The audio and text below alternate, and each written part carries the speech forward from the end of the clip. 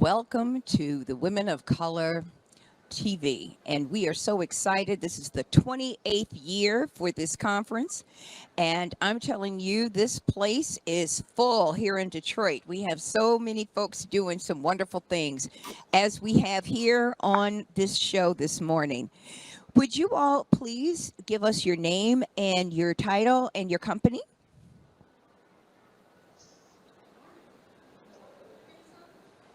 Hi, my name's Angela Haskell. I am a consultant, so I kind of do everything, and my title is everything. My specialty, if you will, is just project management. So, from all types of industries and backgrounds, from healthcare, education, to startups, where we're working with cutting edge technology.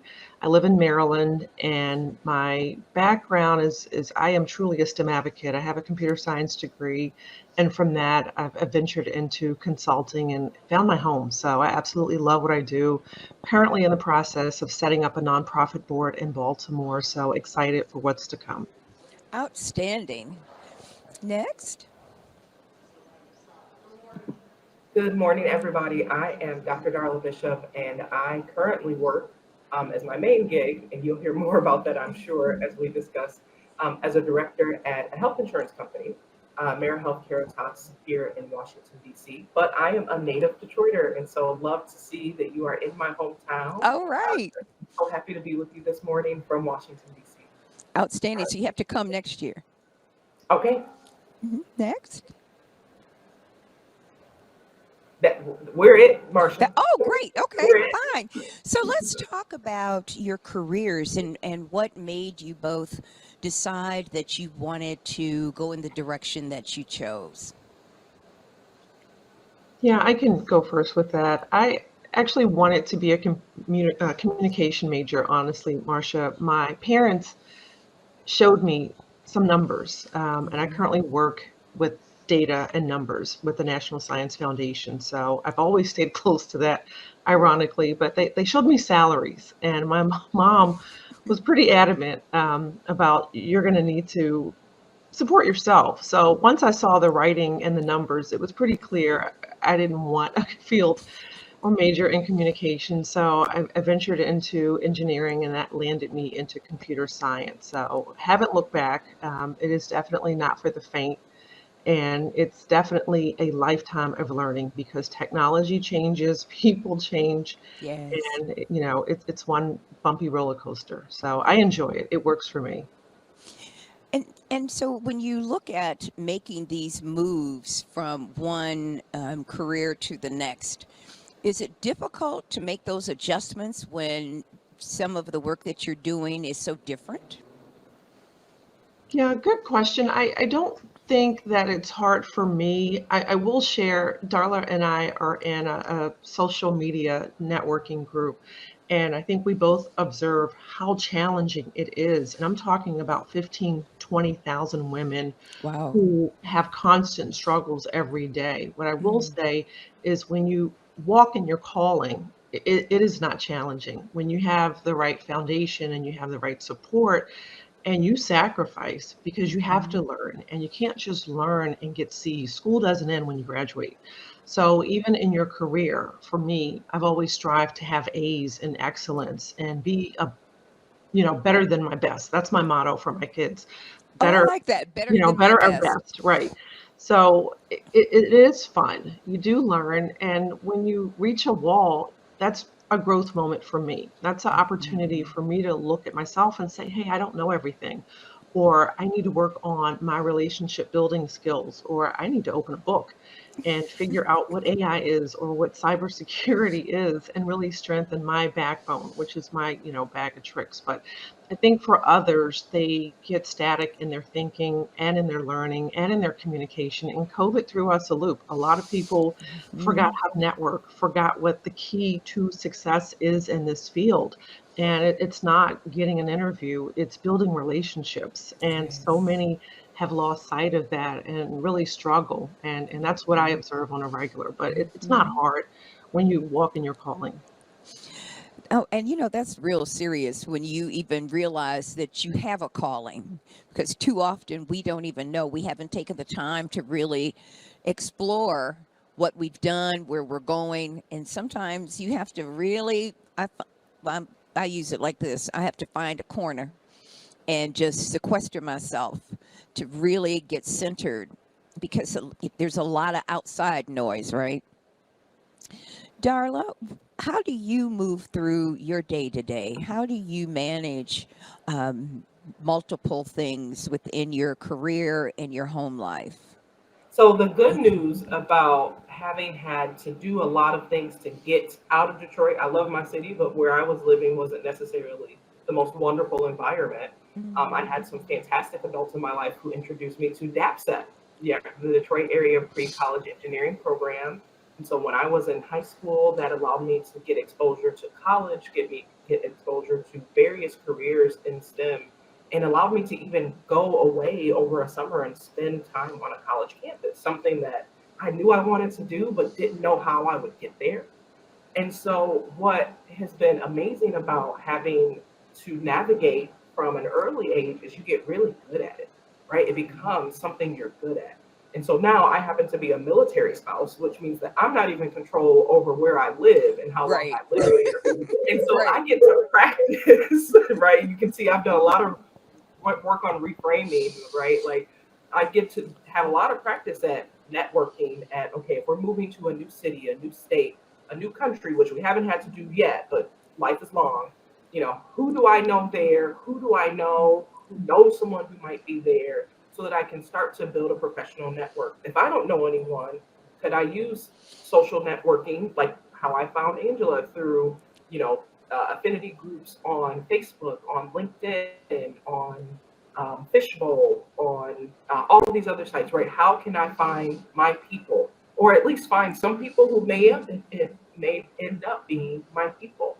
And I think what matters is if you have a clear sense of, and I'll tell you, I don't have a clear sense of my purpose, Right. partially because we move every 3 years. And so I haven't been in somewhere long enough to kind of say, oh, yeah, this is it. But what I do know and have a clear understanding of is how much money I need to make. Because just because my zip code changes does not mean my salary does. All And right. so if you don't have control over your finances and understand how much it costs you to live your best life, or at least a good life, then you're missing something in your job search. The other piece that also I have is I know where I do my best work. I know the environments that enrich me, that inspire me, that allow my creativity to flow. And so I'm clear on my values at work. I know I have to have a certain amount of autonomy. I know I have to have leadership that gives me space, but lets me come and say, hey, I need your back on this, and they'll have my back. And I need space where I have at least some blocks of time during my week to sit and think and do on my own. I can't be in meetings 40 of the 40 hours that I'm supposed to be at the job because I can't do my best work in those settings. So because of that, when I'm interviewing for a new job every few years, I can ask the right questions. When I'm interviewing for a new job every few years, I can get a sense of how the folks who already work in an organization are doing their work and if they feel like they're able to get their professional and work needs met. Because I know how much money I need to make when it's time to have those salary negotiations, I don't have to hold back because I'm very clear on what it takes me to live my life and things I'm not willing to give up anymore. I've got a nanny and I'm not giving that up. Right. There's some things that are not even negotiable. You can't have that conversation, right? That's right. So I like to go back a little bit and to think about how you got to where you are now. And I always start with when you were a little girl, both of you, when you were little girls and you were seeing the world around you. What are three things that you took from your youth, that you have brought to your adult life? Yeah, I had two strong parents and they came from great stock. And we say in our family, we're cut from different cloth every single day because we are. So I think for me, my dad stayed at home. He was a military guy and he decided to, throw in the towel and be a dad at home. And it was such a different landscape, but all my friends were here and my dad kind of raised me and my brothers. So for me, it was having a very strong male figure, drive around and point out images of strong Black women. I remember seeing a woman in a Jeep with no doors, and my dad, and she had a briefcase, and my dad's like, "That's going to be you." And in my mind, I'm like, all right, I have to make money. I have to have a job where I need a briefcase, and I have to get a license. So, those are not my three things, but, my three things would be having a foundation and someone to pour into you. That was hugely instrumental for me. We traveled the whole United States in a summer. We drove in a van and we had reservations for maybe 10 hotels and cities, but we didn't have everything scripted. So living life freely was probably another item on my list, because my parents would be quick to say, let's get in the car. We're going to go see Natalie Cole. And I'm like, I'm only 10. And I we love went it. to DC, and I got to live my life. So, I tell people I'm truly a hippie's child, but I think my parents instilled a know your worth, and that was what Darla exuded to earlier. I hear her calling in her voice. Why she doesn't see it, I don't know, but I truly hear her calling it in what she described. So know your own worth. And that just means, what are you not willing to compromise on? And what is your deal breaker? We know what it is in a relationship, but yet we fall short when it comes to our professional life. So that for me is probably number one on my list. And communication is a powerful tool. Use it, but don't abuse it. So that would be lesson number two. Learn to listen, learn to read the room and understand those unspoken words. And that has served me so very well.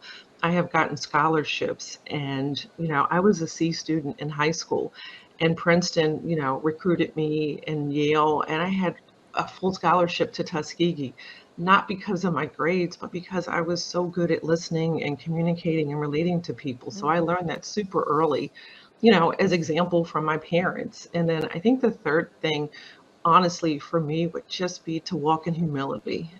There's so much I don't know, and I call myself a leader and an advocate, and people are like, that's contradictory. Yeah, it is. But that's the beauty of life. I know my limit, but I also know I'm not here for myself. I have to help others. I love it. Darla, would you like to come in? Yes. So I actually took a few notes because I want to make sure I get these points across. I come from a line of resilient women. These women have overcome things that you couldn't imagine, and are still doing their best to contribute to their communities. And so what I think I learned from just watching them, they didn't sit me down and tell me, but I saw them every day, every week, every month, figure it out. And so what that taught me is that there's always a way. It might not be pretty, it might not be comfortable, it might not even feel good, but there's always a way to figure it out. Sit down, write it down, talk to someone, think about it, but you can always figure it out. And so having that spirit of, okay, I don't know what is happening right now, but I can figure this out, has taken me so far, because that's what happens. I just sit down and I figure it out. Right. Right. And sometimes the messages you get from the adults around you when you are a child is, well, I can't help you with that, but you can figure it out. And that's that confidence that they instill in you in the moment they're saying, well, I can't help you with that, but I trust that you will figure it out, is really powerful. And so if you have anybody in your life who told you, well, I can't help you with that, and they forgot to say that, but you'll figure it out, add it yourself. Say, Right. but I'll figure it out, because Yes. just about everything is figured out in both. The other thing that these women and the other grown-ups in my life taught me when I was a little baby is that you can learn anything. Do you realize that babies come here, they don't have any language, and so depending on which household they live in, they can speak English, they can speak French, they can speak Croatian, right? And so you can learn anything. And if you are of the Reading Rainbow generation, which many of us are, thankfully, because of the long history of the show, what does that show tell you? Look in a book. And so if you're not sure how to do something, if you're not sure how to figure something out, go to your library and find a book on it. There's books on everything. You can learn how to do anything. It might take time. It will definitely take effort. It may even take some practice and some trial and error, but you can learn anything. Your brain is powerful. The third thing is what I also saw the women and the men in my community do is they did, and how does it go? It's do what you can from where you are to make the world better. So even if all they had was a meal to share, even if all they had was a prayer to give, even if all they had was a hug and a baby is going to be all right, whatever they had, wherever they were, they did what they could to make their part of the world just a little bit better, to ease some of the friction, to ease some of the hardship that we lived in as a community. And so where I am, it's like, okay, well, where I am right now, what can I do to make my little part of the world better? And so if you go forward with those three things, how can you go wrong? Right. That's exactly right. You've got to follow the path. And it's already been laid out, so you have to be able to go and stop at each checkpoint just to make certain you're in line with what you know to do. So let's talk about having mentors. I've had several mentors in my life that have just helped me navigate not only my career, but just my life and what I should be doing out in the community and volunteering and sitting on boards. Do you all, either of you, have mentors? Yeah, absolutely. I think it's a rites of passage in this field, honestly. And I have no shame in saying my mom is my number one mentor. But that woman is built of iron, and my dad too, quite honestly. So I think that, it's tough. It's not easy. I'm not going to sugarcoat it. It is a very competitive, very alone field. We look in our rooms and meetings and Zoom calls, and it's still just our brown faces, a single face. Even now, I work with an entire organization that doesn't have the same representation that they write about and and communicate about. So it's disheartening. But I think for me, my mom, I watched her work for the federal government, and one day she just said, "Hey, I'm done. I'm retiring." And she got in her car. We didn't have GPS, and found this major consulting firm. It's called EDS, Mm-hmm. and they had like a job fair. Remember those? Yep. And she landed a job. Like she had some big corporate job working in HR and could barely turn on a computer. So I don't know how she did it. She did it with grace, and I ended up working for the same company. At the time, my fiance ended up working for the same company, and no one even knew we were related. I And, love and it. that's true mentorship. My Yep. mom made it really clear, like, this is the law. You're here, and I'm there. And we did it, and we did it brilliantly. So I love that's it. just an example of someone who has led by example in my life. And with her background, and she's a social worker by trade.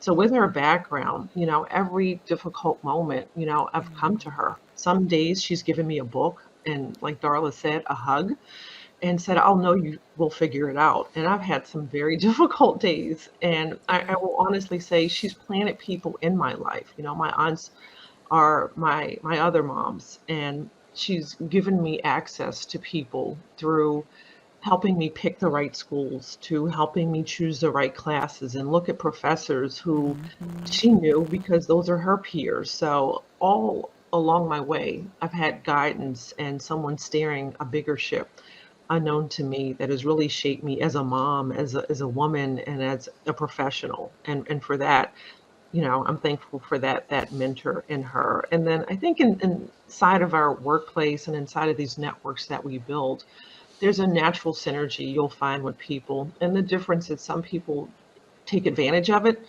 and others don't even see what's right in front of them.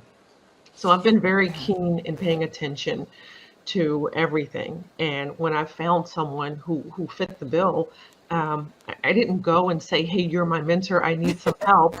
I asked the right questions and found the right window to get in the space where I needed. And I also gave back. That's that twofold thing of being a leader and also knowing when to give back. I volunteered whenever they spoke. I was in the room and I would ask questions, and this was outside of work in their own personal space. So I always made a way to create and cultivate those relationships myself. And that has served well because when I'm in a bind or I need a job, it's not the applications I'm applying to, it's the relationships that I'm able to tap into where they will naturally think of me Or I'll just reach out and it's like, hey, call this person. And there's an interview and then there's an offer. It's a much different process when you work your network. And having a network is critical because there are tentacles that you don't even know exist that people can help you do. And so I'm loving how you are utilizing the infrastructure of your family and your community. That's great. Darla, what about you? What do you think? Yes, and I think sometimes when we talk about mentorship, especially there's sometimes this pressure around, well, I need a formal mentor. But mentorship comes in lots of flavors, and much of it will actually happen in informal conversation, right? Someone who had a conversation with you as you were working through a problem or a question, someone you met at a conference or even at a social event, and you happen to work in similar fields or similar things. And so mentorship can be formal, where maybe you're in a program through your work or through a sorority or through an organization like Waves of Change, or it can be super informal, people who just kind of bump into you in your regular course of your day. And so, what's important to understand is that mentorship doesn't look one way, right? It's Yes. someone you can call or email or chat about a question or an issue or a concern, and that those folks are your mentors, and that you probably, if you actually look at it that way, have a big um, list of folks who are providing mentorship to you. And hopefully, you have a few specific types on your list. You need someone who's further along, maybe in the field that you're currently in or wish to be in.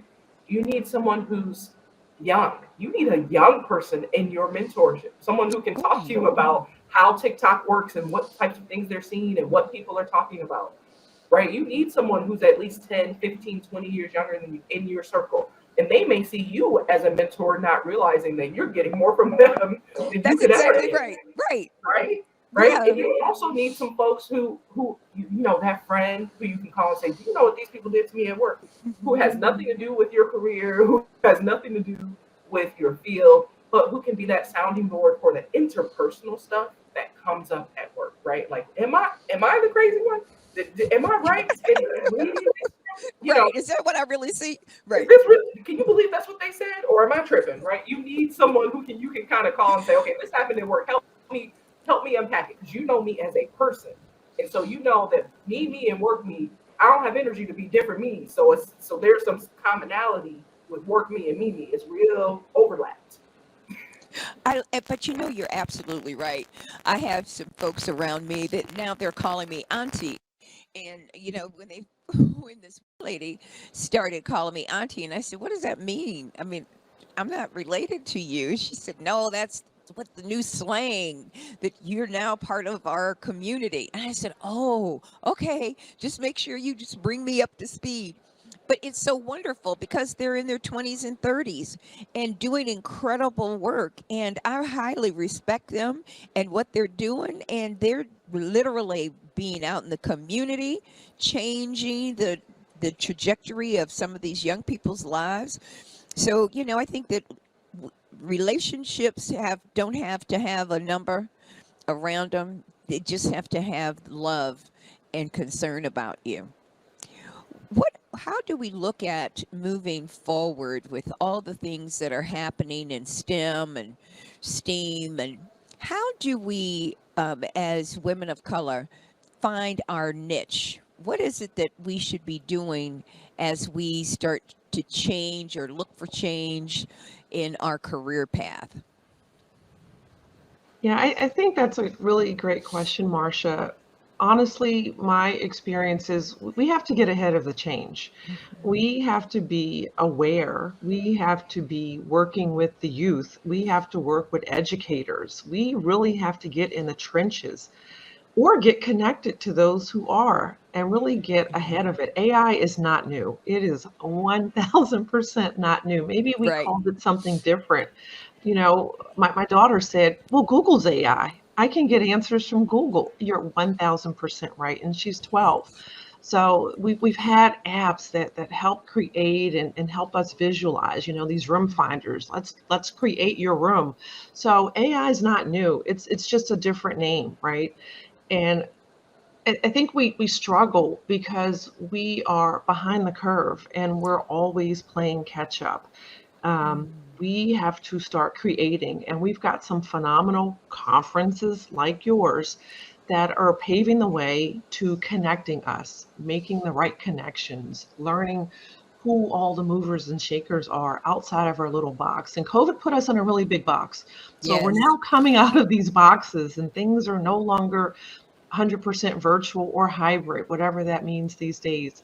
But until we can get ahead of the change and start to rewrite what we want to see in our own world, meaning our own selves and our own communities, we're going to constantly play catch up and be left behind and be consumers and not producers. So the data's out there. All this information Yeah. is out there, and we're still learning. You know, you can ask 1,000 women how they use AI, and I promise you 10% haven't even done anything outside of what they've been doing for 10 years in the past.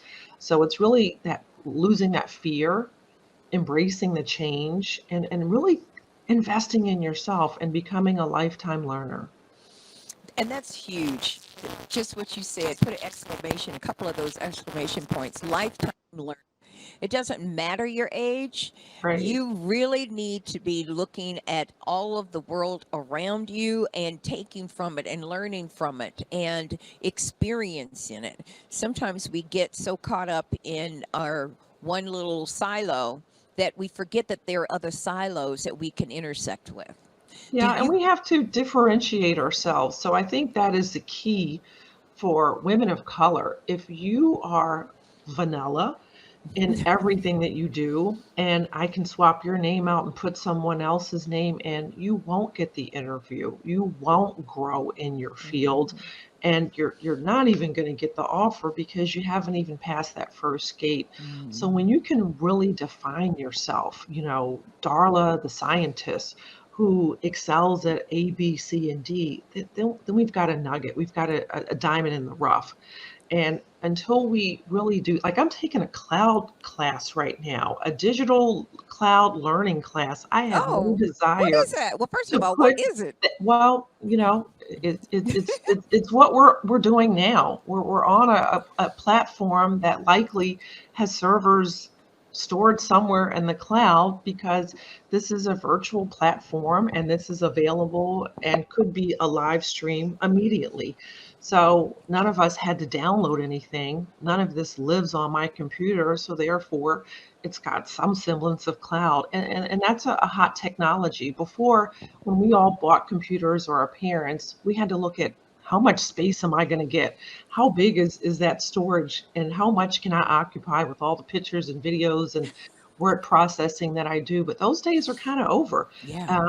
All this stuff lives in the cloud. If you've ever changed phones, you know, your old pictures remain in this quote unquote cloud. They're not stored on a physical drive. You can be in India or Detroit and still have access to those files. But it's what we're talking about. So yeah, I'm taking a $3,500 class right now I love it. to add it to my resume because Mhm. it's a necessity. You know, it's not an option for me right now. So, Darla, as you look at not only your work life, how do you, and balancing your work life, but how do you find your time for yourself? What do you do to just say, I need to sequester myself, or how do you handle that, finding some you time? And so part of it is you have to be a little bit more organized than average, right? You have to understand what it actually takes to run your household.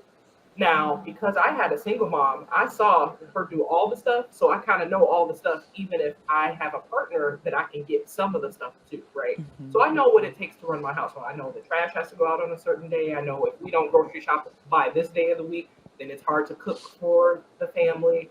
I know that if the laundry doesn't get done or at least dropped off to the backup laundry service by this day, then we don't have clothes for the week, right? I kind of know how our weeks go and which what helps it run smoothly and which makes it not run so smoothly. And then anytime we move, because we move frequently, one of the first things I do, so first I find doctors for the kids, then I find hair braiders, and then I find a laundry service, and then I find which restaurants can do family meals, and I kind of have the list ready because what happens is you get into a rough patch at work, someone gets sick, someone has some unexpected or short notice travel, and then you're scrambling to find the solution.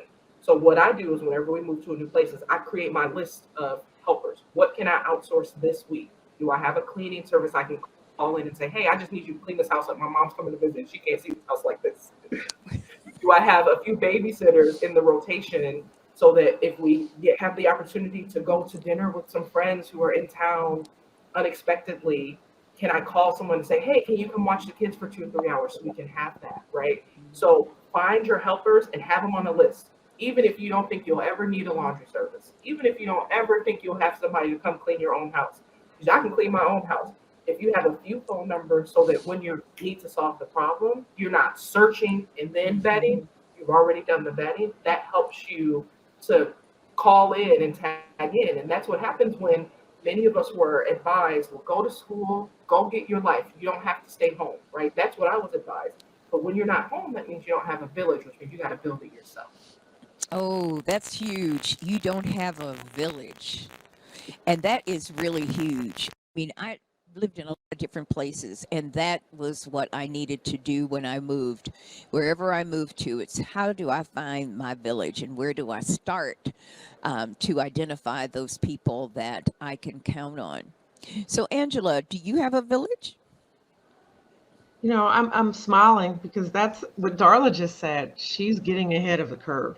So, and that's what we do as women in tech leaders. We are proactive, not reactive, and that is enormous. So, my village is enormous. I have kids who inspire me and challenge me, but to even have this moment, you know, I have 2 animals, a mom, I have 2 children, and my brother's in town, and I had to clear the house. Like if we had started early, you might have seen someone walking around with a blanket over their head. So, you know, you have to prepare for life Right. because life will happen. And I think Yes. for women who are in this field, we do that naturally because, you know, we're givers by nature. And for me, you know, my village is pretty much everyone. Marcia, you're my village. You know, I was telling Darla, we just met in person today.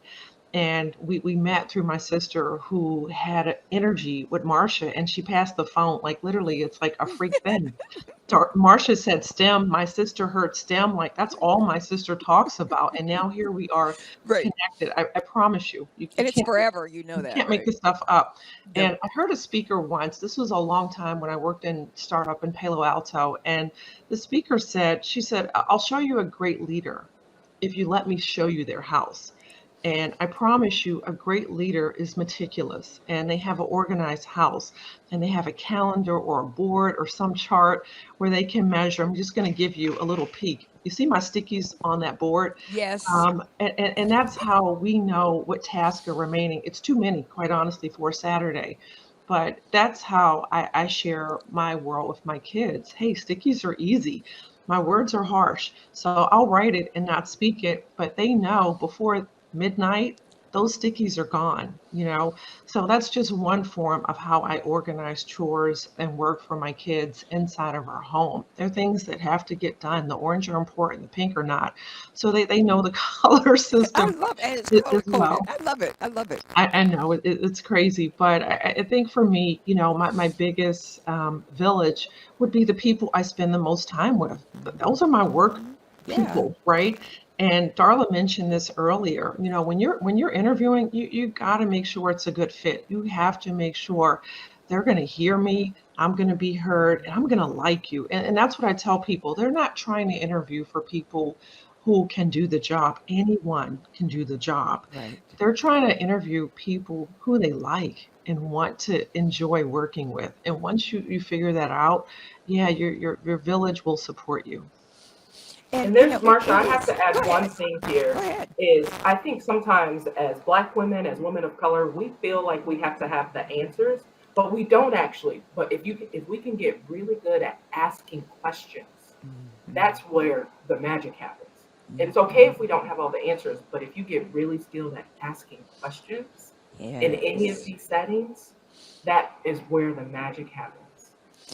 Because it starts a whole nother dialogue. when you start asking those questions, something else is going to pop up automatically. You know, we're sitting here sight unseen, really, and we're just moving through space comfortably, right? And it's about enjoying the spirit of the people that you're around and your family who understand who you are as well. Ladies, thank you so much for your time. We love it. And we'll have to get together in the real world one of these days. And of course, next year, we're going to look for you all to be in Detroit with us. It's a date. Yeah, All right. it's a date. Absolutely. All right. Thank you so much. This is Marcia Jews for the Women of Color STEM Conference. Thank you, ladies. We'll be in touch soon. Thanks. Bye. Bye-bye.